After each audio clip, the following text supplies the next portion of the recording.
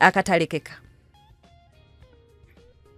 Olwaira Akatalekeka njagala kuwa ekyawandiikibwa ekiri mu Luka 10:19 kigamba I have given you authority to trample on snakes and scorpions and to overcome all the power of the enemy.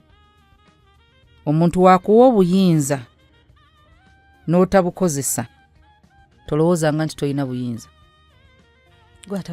Gwatabukozesezza. Agambye to overcome all the power of the enemy. Omulabe waffe ye Sitaani. Ekibuzo kiri nti ajidde mu ango ki era aleese ki? You have the authority and the power. Bwe buba nga ajidde mu ango ya bwavu, you have the authority and the power. Ajidde mu ango ya bulwadde, you have the authority and the power. Kye tulina omumanya nti essaala esobola okukyusa that untimely death. Waliwo okufa okusobola okujja nga tekujjidde mu biro byako.